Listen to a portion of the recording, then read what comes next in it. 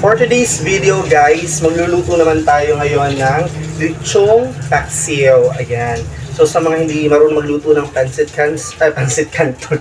Sa mga hindi marunong magluto ng lechong paksiw, ayan, panoorin nyo to guys ha. And syempre guys, parang awahan nyo na. Huwag nyo naman kalimutang mag-subscribe sa YouTube channel ko na JLord TV para updated kayo sa mga posts ko and sa mga videos na ina-upload ko. Alright guys, thank you for watching guys at sana mag-enjoy kayo while watching this video guys.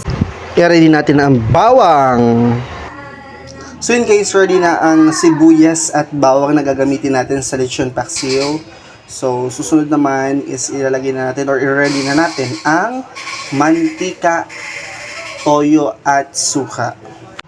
At ngayon naman guys, i-ready na natin ang Mang Tomas. Iya, taray. At ang pamintang durog ay buo. At ang asin. Andyan ang data puti suka. Ang pamintang durog, yan talagang tunay na durog. Durog na durog. Ang mantika na panggisa natin at ang toyo. Ayan, syempre kailangan kompleto ang mga yan para masarap. At ito naman guys, ang baboy, ang lechon. Ayan na ating gagayatin for today's video. O, diba, ang laki. Ayan ang mga sangkap na kailangan natin sa ating pagluluto ngayong araw na ito. Ayan ang ating magiging gabihan ngayong gabi. Eto na, gagayatin ko na muna guys ha. Ayan, inuna ko na yung balat para hindi masyadong makunat at para malutong-lutong pa kasi mas maganda na maliliit yung kanyang pagkakahiwa para mas hindi mahirap kainin guys. So yun. Kaya nga ibinukod ko na yung balat para hindi tayo mahirapan sa paghihiwa ng laman. Then ito, kukuha ko ng plato na paglalagyan natin ng karne nitong aking ginayat na to. So dyan ko muna yan. Yan, dilalagay ko na tong mga nahiwa ko na para may space pa yung ibang gagayatin ko na karne. So ito guys, lechon na to ha. Itong buong to lechon na siya, nilechon na, kaya for the hiwan na lang tayo para hindi na tayo mahirapan.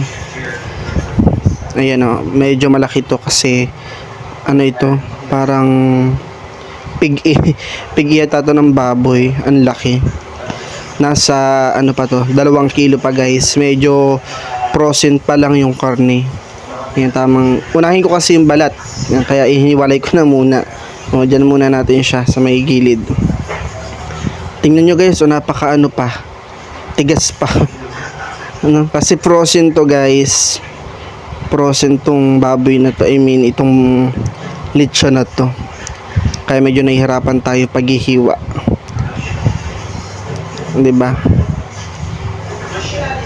So hiwa-hiwain ko na muna itong balat. Unahin ko na muna to para mas maganda yung mga maliliit-liit na pagkakahiwa. So yun, nilalagay ko na doon.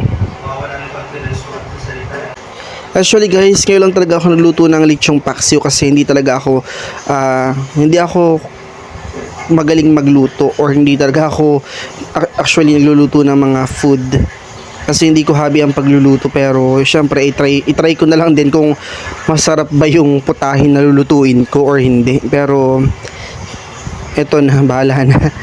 Kung magugustuhan nyo yung lasa, edi go. Kung hindi, edi magluto kayo na sa inyo. Ayan guys, diba? Medyo makunat kasi galing to sa refrigerator. Kaya medyo may katigasan yung balat. And I guess yung baboy na to is na matanda na daw tong baboy na to. Pero okay lang. At least, diba? Masarap naman ang lasa niyan. So ito guys, inip na ba kayo? Ayan, hiwang-hiwa ha, hiwang-hiwa. Ayan, bilog na bilog pa yung yung balat.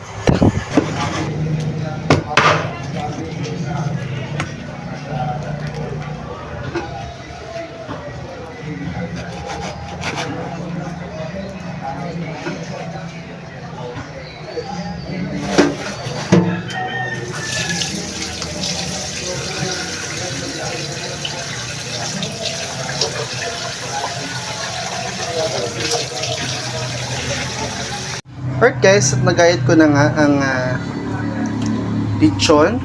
So, magigisa na tayo ng sibuyas at bawang.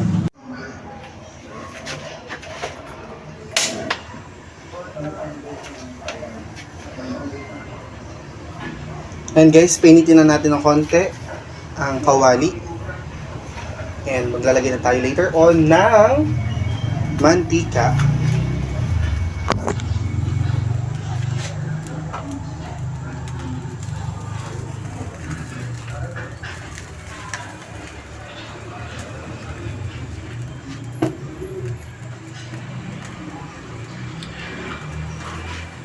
Yan, pag medyo mainit na yung kawali, pwede mo nang ilagay yung mantika. So ayan, pag natuyo na yung tubig ng kawali, ayan, pwede na nating lagyan ng mantika. At magigisa na tayo guys ng sibuyas at bawang. Parang galit lang na. So, pwede na natin ilagay yung bawang. Garlic also. And haluin lang natin ng very light. And pa-brown-brown din natin. That medyo brown na yung bawang. Bango. Alright guys, yan, pag medyo nagbo-brown na yung bawang, pwede na natin ilagay yung sibuyas. So, lagyan na natin yung sibuyas. Depende sa inyo kung gusto nyo buo-buo yung pagkakagayat nung sibuyas or pwede rin namang tad-tad yung sibuyas.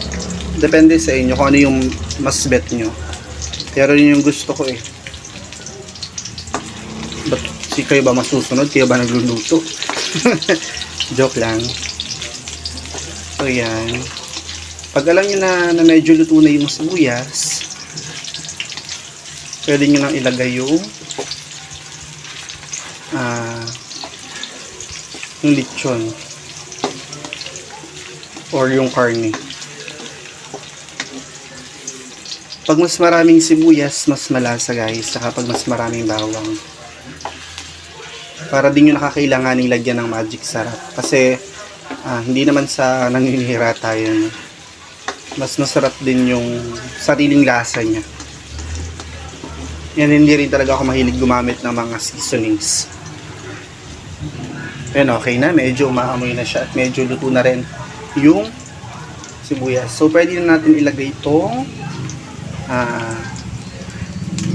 lechong baboy. Ayan.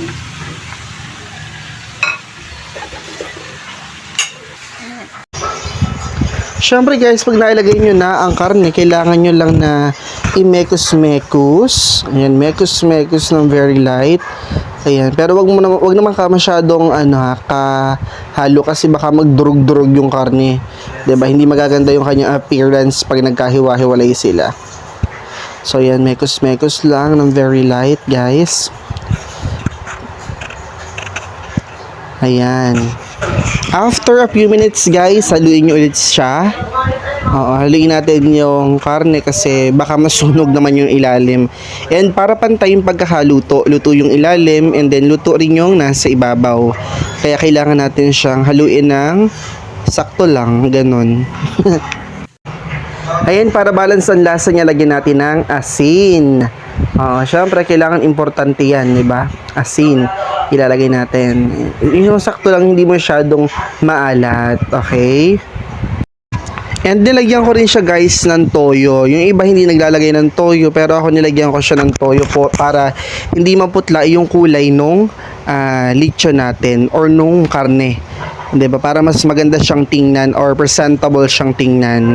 'Di ba? Yung nakakaakit na lasa.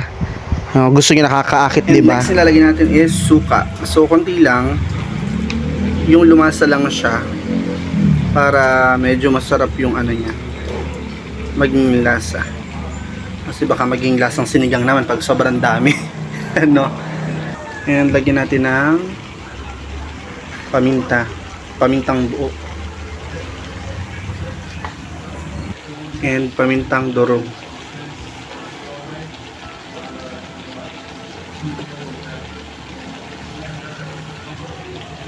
Diba? Para mas malasa.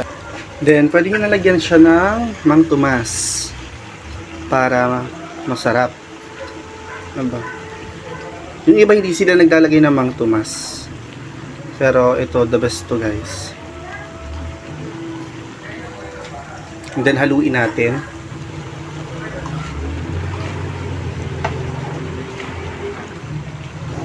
Haluin lang ng haluin para mekus-mekus para masarap. Diba? Ganun. Ayan, dinagdagan ko na rin ng liver spread guys. Ayan, lagyan natin liver spread para bongga. Yung iba din na naglalagay ng ganyan, pero ako nilagyan ko siya para mas masarap yung lasa, diba? Para mag-enjoy ka pagkain. At yun na nga guys, tapos na, luto na ang ating lechong paksiw. Thank you guys, and kain naman tayo later. Ito na guys, luto na ang usok-usok ko. Yung gawa ko. Sana magustuhan nila. And masarap naman talaga ako magluto. Alam niya ang lahat. I mean, alam niya ng nakakatikim na nandito ko. Hindi ko talaga habi magluto, pero eto na. Diba? Gusto niyo? Sarap yan, sarap. Ayan.